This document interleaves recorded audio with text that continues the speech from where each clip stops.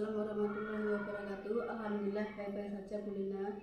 Tapi karena ini musim hujan, ya mohon maaf, saya secara pribadi sering merasa agak pusing dan batuk pilek.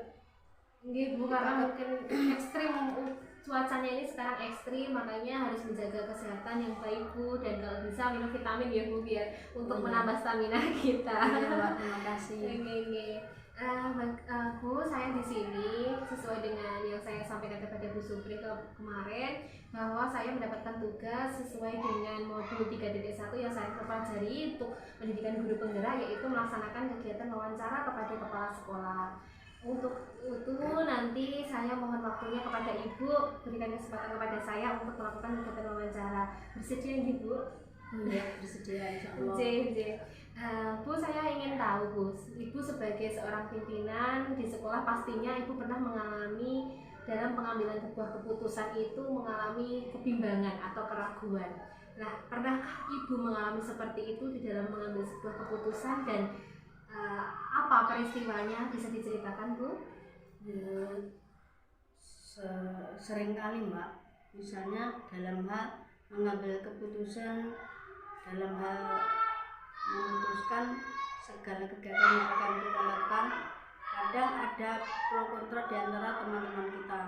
Tapi dalam hal lain, misalnya guru-guru menghadapi anak-anak yang kurang baik atau agak kurang disiplin atau agak nakal, kadang-kadang guru ingin menghukum anak-anak, tapi hukuman itu di sisi lain kita melanggar aturan karena kita tidak boleh menghukum anak, tetapi di sisi yang lain guru-guru menghadap itu benar, berpendapat guru itu benar karena hukuman akan membuat anak-anak menjadi jerah.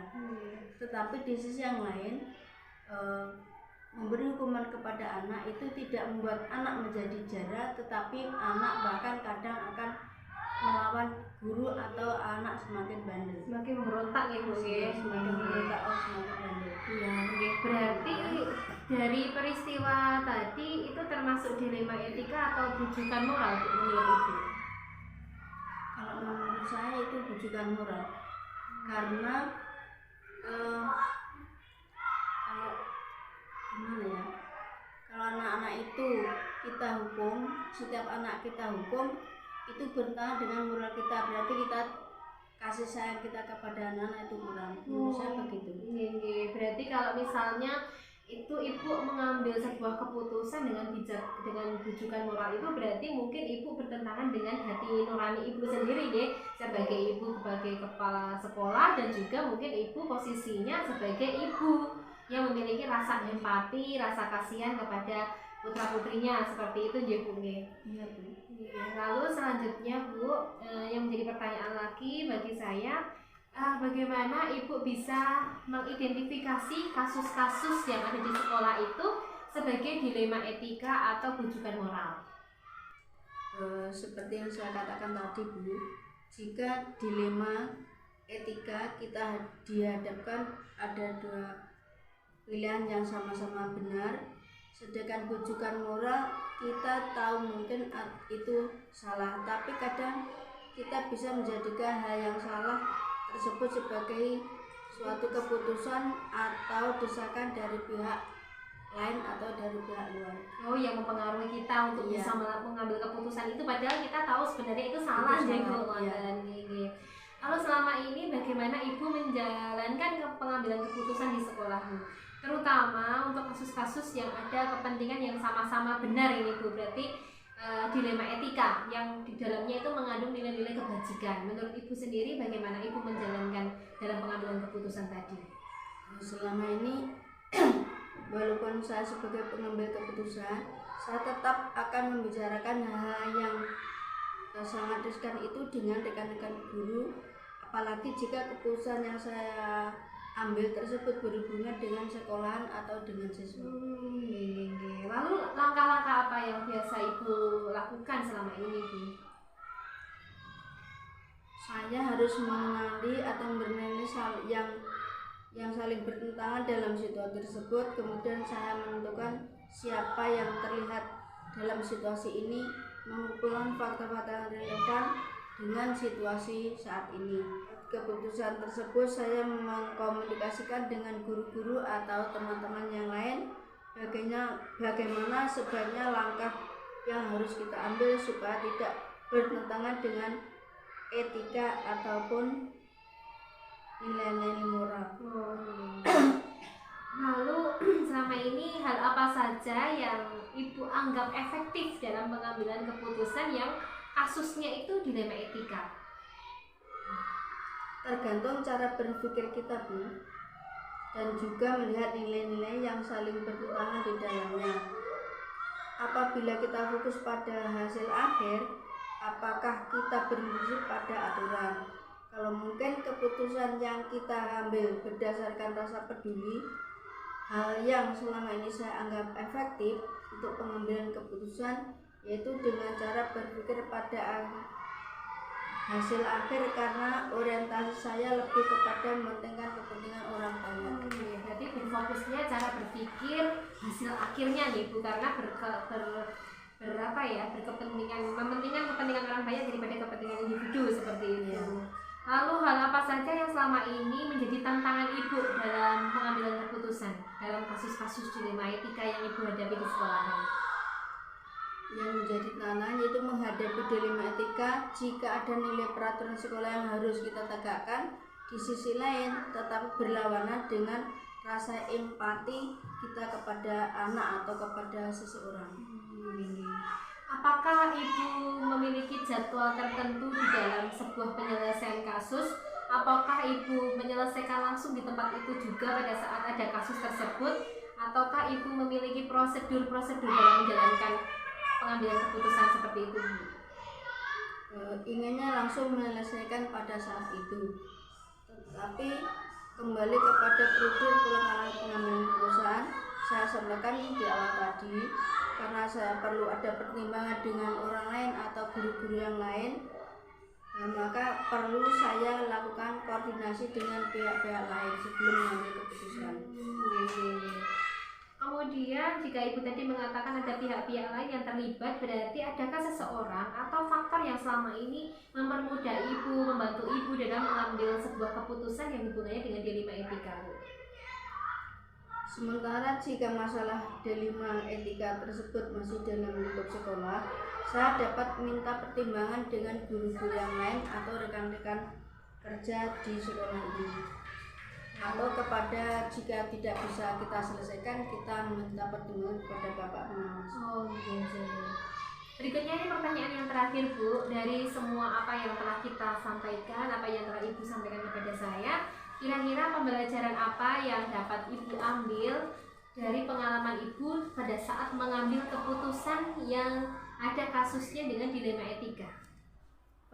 Pembelajaran yang saya dapat ambil keputusan dilema etika yaitu harus selalu berhati-hati sewaktu kita mengambil keputusan, harus melihat nilai-nilai kebijakan dalam serta sebagai pemimpin pembelajaran keputusan yang saya ambil seyogianya berpihak kepada murid atau kepada siswa. Selain itu pentingnya menciptakan koordinasi dengan pihak-pihak lain, baik itu dari teman-teman kerja sekolah atau bapak-bapak pengawas di tingkat atas. Mungkin itu saja Bu kegiatan untuk wawancara pada siang hari ini. Terima kasih waktu yang diberikan Bu Supri kepada saya, dan saya harap semoga dengan kegiatan wawancara ini saya bisa mengambil ilmu dari Bu Supri pada saat Bu Supri sebagai pimpinan di SD Negeri 1 Canggu kita ini nanti bisa menjadi wacana sebagai acuan saya bagaimana bisa menjadi seorang pemimpin dalam mengambil sebuah keputusan yang hubungannya dengan dilema etika. Mungkin itu saja Bu, saya ucapkan banyak terima kasih dan semoga Bu Supri sehat selalu ya Bu. Amin. Assalamualaikum warahmatullahi wabarakatuh. Guru Madika. Waalaikumsalam warahmatullahi wabarakatuh. Bagaimana kabarnya Bu hari ini Bu? Alhamdulillah baik. Terima kasih ya Bu Tika, karena saya sudah diberikan waktu dan kesempatan untuk bisa sowan ke sekolahnya Bu Tika dalam rangka kegiatan tugas saya sebagai calon guru penggerak angkatan 5 dan ini ada tugas Bu. Kemudian saya meminta bantuan kepada Bu Tika untuk melaksanakan kegiatan wawancara pada siang hari ini. Tidak mengganggu jadwalnya Bu Tika ini. Boten, tidak. Terima kasih sekali karena ada Bu Herina yang bisa sebagai pendorong guru-guru lain di sekolah kami ya terdorong untuk mengikuti jejak Bu Herina yang sangat hebat dalam Waduh. berjuangnya untuk pendidikan ini. Ya, terima kasih Terima kasih, Bu Bu Tika. Herina. Terima kasih Bu. Begini Bu Tika kan sebagai selaku pimpinan itu kan sebagai pengambil keputusan terakhir ya Bu di dalam sebuah sekolah atau sebuah instansi. Lalu apakah pernah Bu Tika itu di dalam mengambil sebuah keputusan itu mengalami kegalauan gitu Bu atau kegundahan antara iya apa tidak, bagaimana seperti itu, pernahkah Bu Tika mengalami seperti itu dan ceritakan apa peristiwanya, bisa Bu? Selama kita meskipun kita kepala sekolah, kita kan tetap sebagai satu pribadi Bu. Iya. Jadi ya kalau mengalami dilema itu, hal-hal dilematik itu karena kita bersinggungan dengan banyak orang, iya pastinya pernah mengalaminya. Jadi ketika memutuskan sekolah akan bagaimana itu biasanya banyak ada dilematik kejadian dilematik itu. Jadi kalau dilema itu kan artinya ada dua nilai yang saling bertentangan, tetapi semuanya itu kan benar sebenarnya ya Bu ya. Dan tapi kalau beda lagi dengan bujukan moral. Kalau apakah pernah Bu Tika mengalami bujukan moral? Bujukan moral itu kan yang benar dan salah gitu Bu ya.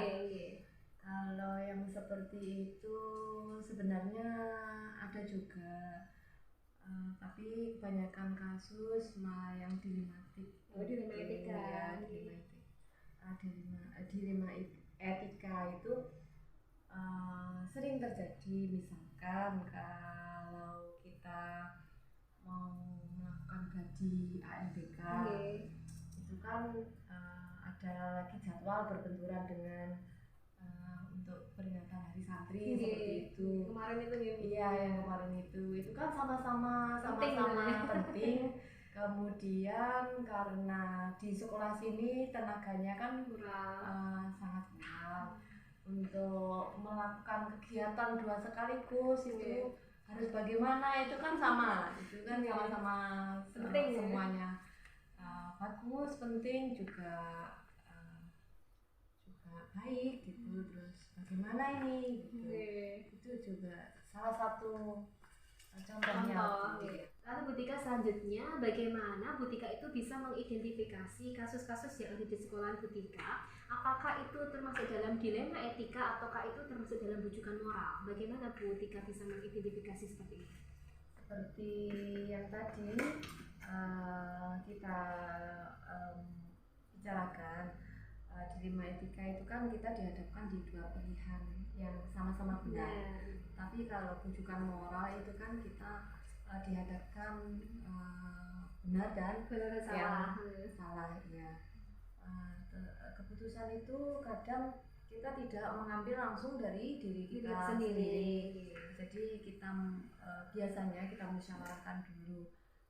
Kemudian kalau sudah kita musyawarahkan, kadang kan kita tidak kalau kita berniat memutuskan seperti misalkan A, tapi kadang kita karena desakan dari orang lain kita bisa jadi mengambil keputusan B yang kadang kita merasa itu sebenarnya masih salah. Jadi ya apa boleh buat, kita harus membuat keputusan seperti itu. Kadang ya bisa jadi seperti itu. Berarti kalau dilema etika tadi ada sesuatu yang kedua-duanya itu benar, tapi hanya ada nilai-nilai yang bertuburan ya Bu ya. Tapi kalau bujukan moral itu pasti sebenarnya Bu Tika tahu bahwa ini sebenarnya sebuah keputusan yang salah, tapi karena ada beberapa bujukan akhirnya Bu Tika mengambil sebuah keputusan yang sebenarnya salah seperti itu ya.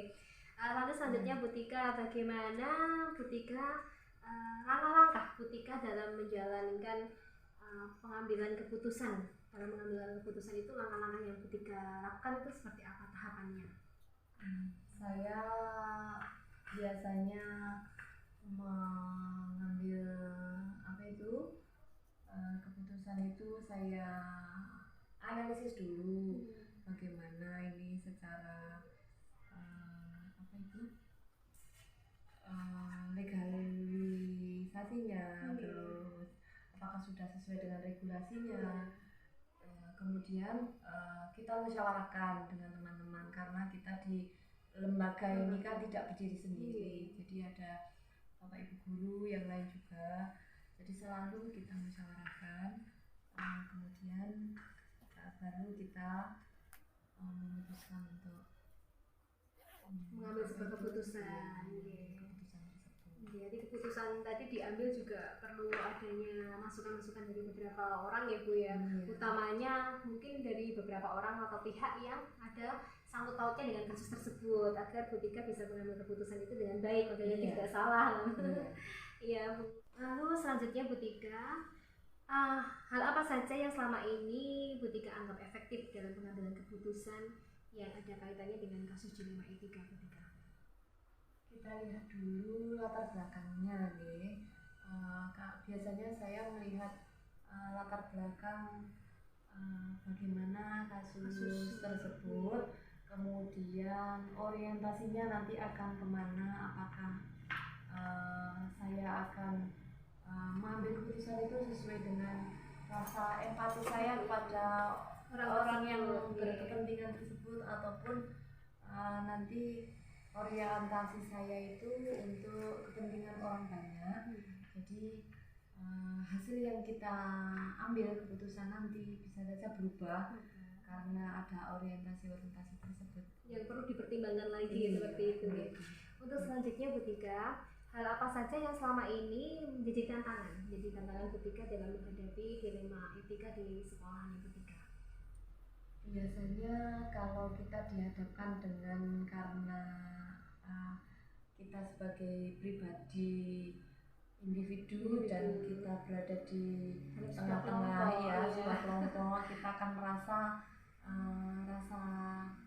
rasa empati kepada seseorang yang atau ke kelompok sesuatu kelompok gitu.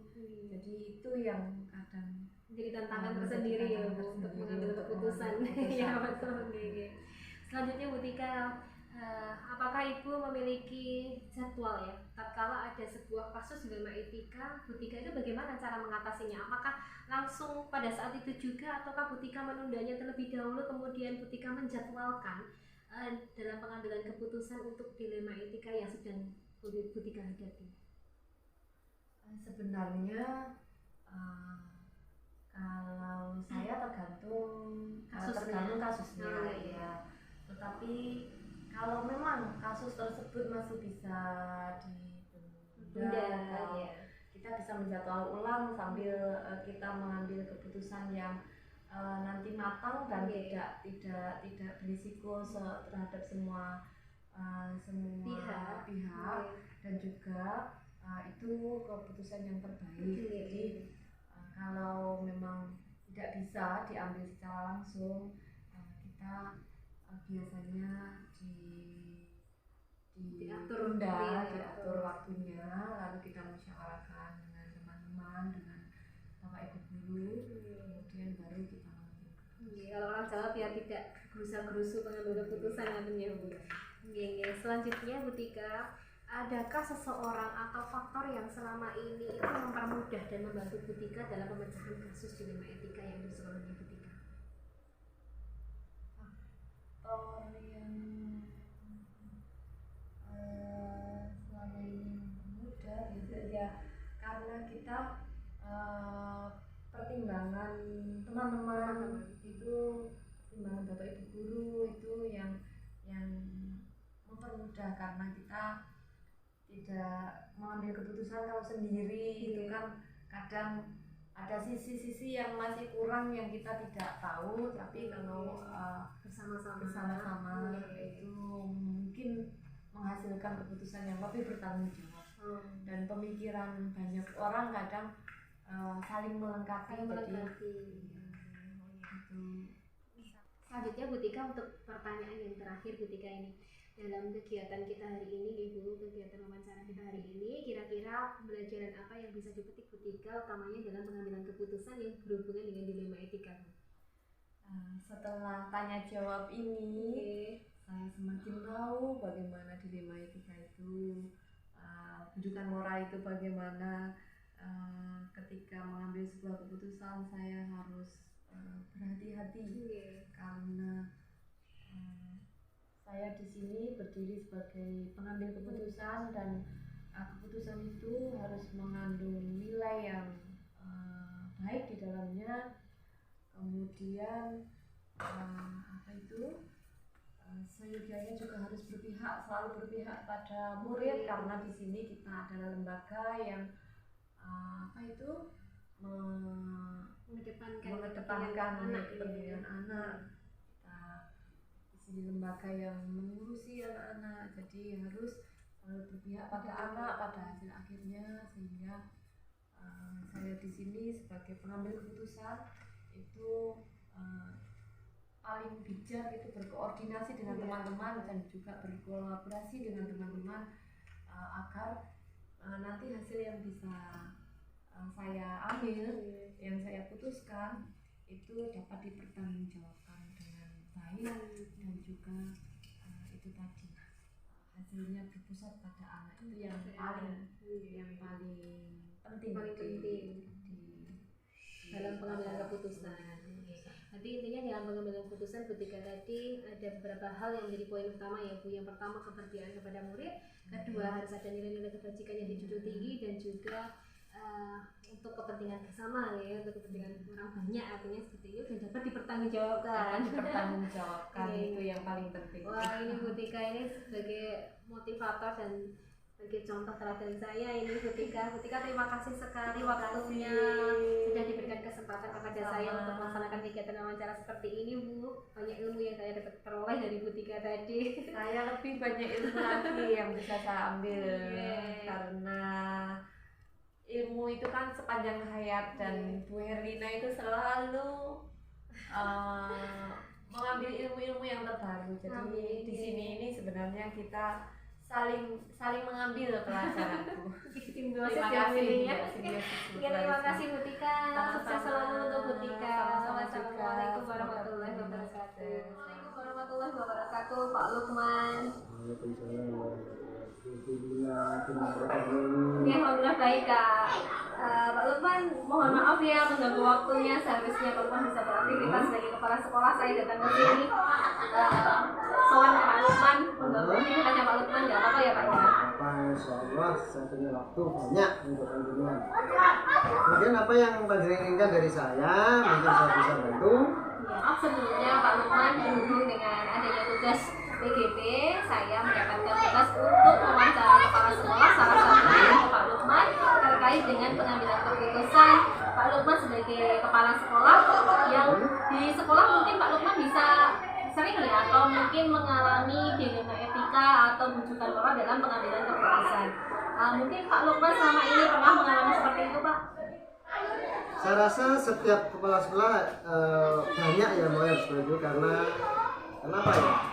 Di satu sisi kita harus taat pada aturan, tapi di sisi yang lain ada hal-hal mungkin yang di luar aturan harus kita laksanakan. Satu contoh begini, ketika kita dihadapkan pada satu pilihan, ya, kemarin kebetulan masa pandemi itu, ya, kita mendapat edaran dari kepala dinas pendidikan, mungkin lewat Pak Korwil, bahwa sekolah harus berjalan dilaksanakan dengan modal daring. Teman melihat kondisi di lapangan, ternyata anak-anak sehat, lingkungan juga sehat, bapak ibu juga sehat. Nah, ini banyak yang menginginkan tidak daring, tapi ada yang luring, ada juga yang menginginkan home visit. Nah, ini hal-hal yang saya rasa sangat bertentangan ya antara aturan, kondisi real di lapangan, sehingga kita harus pandai-pandai untuk mengambil satu keputusan di mana keputusan itu sebenarnya sama-sama benar dilihat dari kenyataan di lapangan. Itu mungkin yang selama ini kita hadapi. Jadi ada tumbukan nilai ya Pak ya, Iya. tumbukan nilai dengan adanya peraturan dari Korwil dan juga ada nilai pertimbangan dengan kondisi siswa yang sebenarnya kondisi siswa semuanya sehat, lingkungan juga memadai, Betul. dan juga tidak ada tidak ada kayaknya efek corona itu tidak ada pada siswa, sehingga mungkin Pak Lukman bingung mau melaksanakan tetap daring, apakah bisa tetap muka, mungkin bisa home visit ya Pak ini ya, Iya. dilakukan home visit ya. Bisa seperti itu. Nah, sehingga dua kepentingan ini kan kemudian saling bertentangan. Di satu sisi benar juga kedua-duanya, tapi di sisi yang lain ada juga masukan, Pak udah ngambil yang Pak katakanlah rujukan dari luar itu ya Pak ngambil yang garing aja biar nanti mungkin Bapak Ibu guru ada yang punya kepentingan yang lain kan juga seperti itu ya. Jadi di satu sisi kita juga harus mengambil secara kepentingan benar dengan benar, tapi di sisi lain juga antara benar dan Ya, salah tadi karena kita bisa baca melanggar peraturannya dari Korwil tadi ya Pak ya. iya seperti itu. Nah, untuk selanjutnya Pak Lukman, bagaimana Pak Lukman bisa mengidentifikasi itu termasuk dilema etika atau termasuk dalam rujukan moral? Setahu saya yang dimaksud dengan dilema etika itu kan ketika kita mengambil keputusan di mana kedua-duanya benar. Betul. Kemudian kalau rujukan moral itu kan di satu sisi kita benar tapi ada di sisi yang lain salah. Nah, di sisi yang lain salah. Seperti itu salah antara dilema etika dengan rujukan. Sebenarnya itu Pak Lukman itu sebenarnya tahu ya kalau rujukan itu sebenarnya mengarah kepada sebuah kesalahan. Tetapi karena ada rujukan, mungkin Pak Lukman akhirnya bisa saja mengambil keputusan yang seperti itu. Bisa seperti itu ya. Seperti itu ya karena karena kadang-kadang rujukan ini kan ada benar juga meskipun harus bertentangan dengan peraturan dan kadang-kadang orang mengambil kebijakan. Nah, padahal kebijakan itu namanya kebijakan pasti bertentangan dengan aturan. Saling bertuburkan ya Pak. Itu. Nah, selanjutnya bagaimana Bapak menjalankan pengambilan keputusan di sekolah, terutama untuk kasus-kasus di mana ada kepentingan yang sama-sama besar atau sama-sama mengandung nilai kebajikan. Kita biasanya konsultasikan dengan Bapak Ibu guru. Biasanya kita konsultasi dengan beliau. Kebetulan di sini kemarin ada yang lebih senior dari saya, kita konsultasi dengan beliau. Kemudian kita juga melihat kasus itu kira-kira berdampak pada warga sekolah secara keseluruhan atau hanya sebagian. Kalau dampaknya pada warga sekolah secara keseluruhan mungkin yang kita ambil adalah yang orientasinya pada kepentingan bersama, kepentingan orang hanya dibandingkan dengan kepentingan pribadi, mungkin kepentingan bulanan dan sebagainya. Seperti itu. Lalu langkah-langkah apa yang Pak Lukman lakukan selama ini Pak? Untuk hal yang seperti itu biasanya kita melihat pada situasi dan kondisi dulu. Nah, dari situ kemudian kita pelajari, mengumpulkan fakta, mengumpulkan relevan, kemudian kita juga berupaya untuk melakukan pengujian ini benar atau salah. Nah, jika perlu ya kita uji legalnya, kemudian regulasinya, intuisinya, kemudian paradigma benar dan salah ya, sebelum kita mengambil satu keputusan. Nah, kemudian apa yang kita akan ambil itu kita komunikasikan dengan Bapak Ibu guru, kalau perlu dengan komite sekolah. Nah, kalau mungkin agar keputusan kita itu benar-benar bisa dipertanggungjawabkan, mungkin kita juga minta bantuan pada pengawas sekolah dan ini Korwil yang ada di wilayah, sehingga apa yang kita ambil bisa kita pertanggungjawabkan baik dari sisi di sekolah dan juga dari sisi kedinasan. Lalu apa saja Pak selama ini ya Pak Lukman anggap efektif dalam pengambilan keputusan dalam yang kasus mengalami dilema etika tadi Pak? Begini, ketika kita dihadapkan pada satu pilihan yang bertentangan, kita harus mempelajarinya apakah keputusan kita ini berdasar pada hasil akhir, mungkin juga pada aturan, artinya kita mengambil keputusan ini sesuai dengan aturan atau melanggar aturan. Kemudian bisa juga kita mengambil keputusan ini berdasarkan rasa peduli, rasa kasihan, empati dan sebagainya. Sehingga yang saya ambil selama ini adalah pada orientasi pada yang benar-benar ada di sekolah kita, ada di sekitar kita, kepentingan orang banyak, terutama kepentingan siswa, kepentingan bapak ibu guru, kepentingan warga sekolah. Jadi kita mengambil keputusannya adalah di mana kita berada untuk kepentingan orang banyak. Itu yang selama ini yang kita ambil. Cara berpikir hasil akhir berarti ya Pak. Selanjutnya Pak Lukman, hal apa saja yang selama ini merupakan tantangan dalam pengambilan keputusan yang dilema etika tadi Pak? Tantangannya bagi Pak Lukman sendiri? Tantangannya selama ini ketika kita sudah membuat sebuah aturan, kemudian sudah kita sosialisasikan, kemudian juga kita sudah berupaya untuk agar aturan ini benar-benar dilaksanakan sesuai dengan yang kita sepakati bersama. Namun demikian, kadang-kadang kita juga harus bertubuhkan berlawanan dengan rasa empati kita kepada seseorang, rasa kita kepada seseorang, sehingga ini yang menjadi tantangan kita bersama. Saya sampaikan kepada Bapak Ibu, ini apa yang sudah kita ambil ini tadi, meskipun bertentangan dengan rasa empati kepada seseorang, ya apa boleh juga, tetap kita harus laksanakan yang seperti itu. Nah, memang tantangan kita seperti ini yang kita hadapi real di lapangan seperti ini. Ya, adanya nilai yang saling bertubuhkan tadi ya Pak. Ya. Kemudian Pak Lukman, apakah Anda itu memiliki sebuah jadwal Pak dalam penyelesaian itu? Apakah ada jadwal tertentu? Terus bagaimana cara penyelesaiannya, prosedurnya? Itu biasanya Pak Lukman seperti apa yang Pak Lukman jalankan? Biasanya kalau kita mengambil keputusan, saya ingin itu langsung. Artinya apa? Kita tidak ingin menunda satu keputusan untuk besok dan sebagainya. Oleh karena itu, langkah yang biasa saya ambil itu adalah seperti yang sudah sampaikan di awal tadi, kita komunikasikan dengan teman-teman, dengan guru yang lain, kemudian berkoordinasi mungkin juga tadi komite sekolah, kalau perlu Pak Korwil, ini baru kita selesaikan persoalan yang kita hadapi tadi. Saya ingin persoalan itu tidak menumpuk sehingga tidak segera selesai. Sehingga saya baru selesai.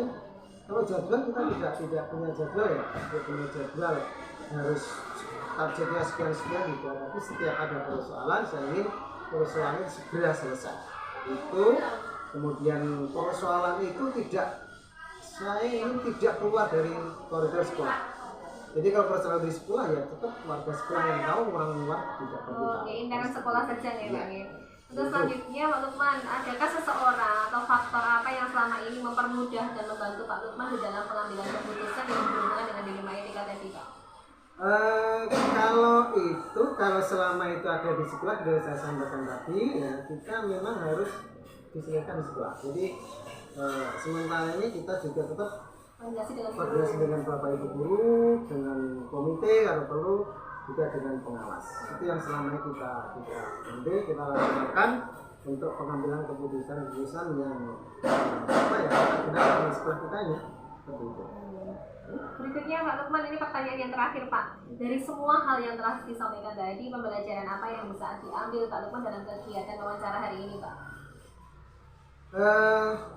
Gini, melihat pada perkembangannya ketika itu saya harus super hati-hati.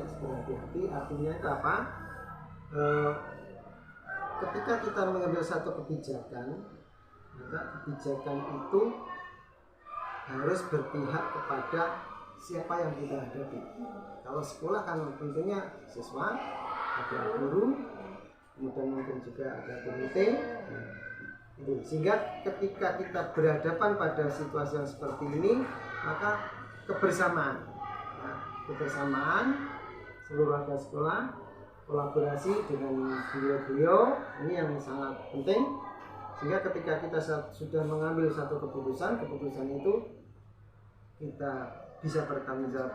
Kemudian Bapak Ibu juga demikian. Jadi tidak hanya kepala sekolah, tapi beliau juga harus mengawal apa yang sudah kita ambil tadi untuk dipertanggungjawabkan kepada siapa yang punya kepentingan di sekolah. Sehingga keputusan yang kita ambil tadi benar-benar keputusan yang semua warga sekolah harus bisa mempertanggungjawabkan. Dan Seperti setuju itu. dengan keputusan itu Ya. ya Pak Lukman ya. Tentunya seperti itu. Ya mungkin itu saja Pak Lukman wawancara untuk hari ini. Terima kasih sekali Pak Lukman telah membantu saya dalam kegiatan hari ini, dan semoga Pak Lukman sebagai kepala sekolah, sebagai pimpinan, sebagai pemimpin dalam sekolah dan juga pengambil keputusan terakhir biasanya seperti itu bisa menjadi yang terbaik lah untuk sekolah ini, dan semoga doakan saya juga bisa meneruskan perjuangannya Ya, Pak Lukman. mudah-mudahan tidak ada kendala. Kemudian program panjenengan ikuti berjalan dengan lancar, dan hasilnya menjadikan hasil yang lebih baik buat panjenengan, buat sekolah panjenengan, buat dunia pendidikan kita pada selamat untuk pembinaan. Mudah-mudahan sedikit yang saya berikan ini tadi bermanfaat, terutama untuk saya pribadi, untuk panjenengan, kemudian juga untuk lembaga kita semua.